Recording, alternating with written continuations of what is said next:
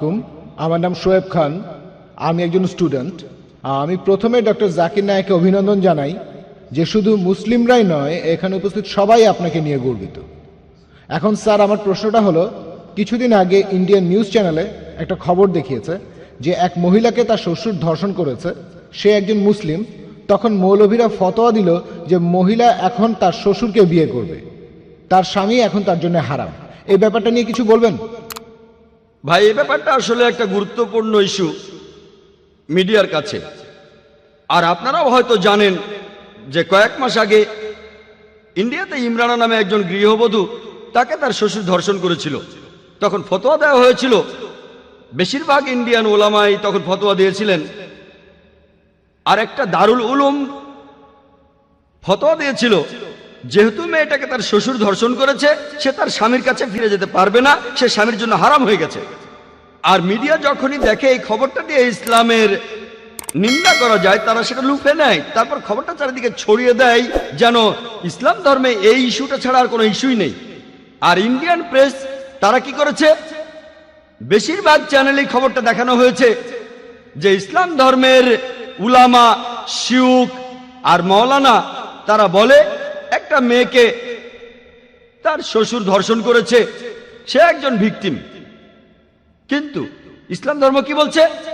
ইসলাম তাকে সাহায্য না করে উল্টো আরো তার নামে বলছে যে মেয়েটা স্বামীর কাছে যেতে পারবে না, সে স্বামীর জন্য হারাম।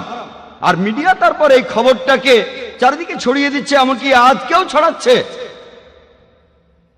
তবে আমি সবসময় বলি, যদি আপনি মিডিয়ার সামনে কথা বলতে না জানেন, আপনাকে ট্রেনিং নিতে হবে। আর এই ঘটনার কয়েক সপ্তাহ পরেই অন্য কয়েকজন মুসলিম বিশেষজ্ঞ বললেন, না না না, মেয়েটা তার স্বামীর জন্য হারাম নয়, সে স্বামীর কাছে ফিরে যেতে পারবে। যারা ফতোয়া দিয়েছে যে মেয়েটার জন্য তার স্বামী হারাম, তারা ভুল বলেছে। তারপর তারা অমুসলিমদের সামনে এ নিয়ে তর্কযুদ্ধ শুরু করে দিল। আমরা এইভাবে আমাদের দুর্বলতাগুলো অন্যদের সামনে তুলে ধরছি। মজার ব্যাপারটা হচ্ছে, বিশেষজ্ঞদের এই দুটো দলই তাদের ফতোয়া দেওয়ার জন্য পবিত্র কোরআনের একই আয়াতের উদ্ধৃতি দিয়েছে। যারা ফতোয়া দিয়েছে যে মেয়েটা হারাম তার স্বামীর জন্য, তারা সূরা নিসার একটি আয়াতের উদ্ধৃতি দিয়েছে। সূরা নিসার 22 নম্বর আয়াতে বলা হয়েছে যে নারীদের মধ্যে তোমাদের পিতা যাদের নিকাহ করেছেন, তোমরা তাদেরকে নিকাহ করো না। এখন আরবি ভাষায় নিকাহ শব্দটা দুটো অর্থ আছে, একটা হলো বিয়ে, আরেকটা অর্থ হচ্ছে সহবাস। আর আরবি ভাষা সম্পর্কে ভালো জানে এমন কাউকে জিজ্ঞেস করুন, তিনি বলবেন হ্যাঁ, নিকাহ শব্দটা দুটো অর্থ হচ্ছে, একটা হচ্ছে বিয়ে, আরেকটা হচ্ছে সহবাস। আর বিশেষজ্ঞদের প্রথম দলটা, তারাই সংখ্যায় বেশি, তারা হলো দারুল উলুমের একটা বিশেষ গ্রুপ। তারা নিকাহ শব্দটার অর্থ করেছেন সহবাস। তাহলে নিকাহ শব্দের অর্থ যদি ধরে নেন সহবাস, তাহলে কোরআনের এই আয়াত বলছে তোমরা সহবাস করতে পারবে না তোমাদের বোনের সাথে, তোমরা সহবাস করবে না তোমাদের ফুপুর সাথে অথবা খালার সাথে, এবং তোমরা সহবাস করবে না সেই মহিলার সাথে যে সহবাস করেছে তোমার বাবার সাথে। এটার উপর ভিত্তি করে তারা বললেন ছেলেটার বাবা এই মেয়ের সাথে সহবাস করেছে, এখন এই মেয়ে তার ছেলের সাথে সহবাস করতে পারবে না, সেজন্য মেয়েটার স্বামী তার জন্য হারাম। অন্য আরেক দল বলল না, এটার অর্থ বিয়ে। এ নিয়েই তারা তর্ক করতে লাগলো। আমাদেরকে হিকমার সাথে উত্তর দিতে হবে।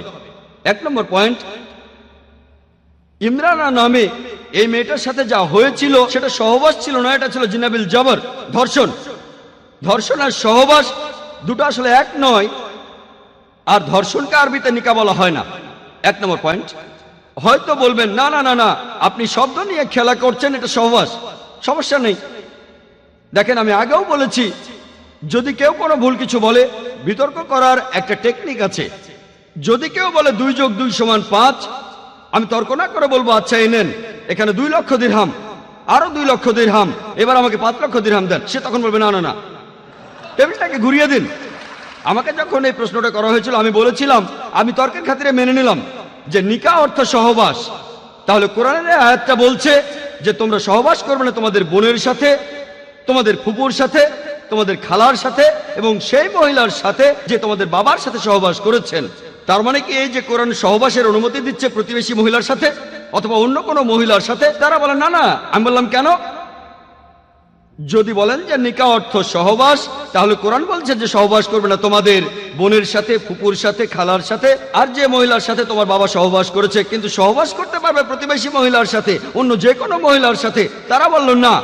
তাহলে সঠিক অর্থটা হচ্ছে নিকাহ মানে বিয়ে, অর্থাৎ তোমরা বিয়ে করবে না তোমাদের বোনকে, তোমরা বিয়ে করবে না তোমাদের ফুফুকে, তোমাদের খালাকে, এবং বিয়ে করবে না সেই মহিলাকে যে বিয়ে করেছে তোমাদের বাবাকে। তবে আপনি প্রতিবেশী মহিলাকে বিয়ে করতে পারেন, অন্য যে কোনো মহিলাকে বিয়ে করতে পারেন। তাই আপনারা লড়াই না করে হিকমা দিয়ে এটা বোঝাবেন। আর কোনো বিশেষজ্ঞই বলবেন না যে আপনি সহবাস বা জিনা করতে পারেন যে কোনো মহিলার সাথে। হিকমার সাথে উত্তর দেন, সমস্যার সমাধান হয়ে যাবে। কিন্তু দুর্ভাগ্যজনকভাবে নিজেরাই একে অন্যের সাথে তর্ক করছি মিডিয়ার সামনে, ইসলামকে সবার সামনে হাস্যকর বানাচ্ছি। আশা করি উত্তরটা পেয়েছেন।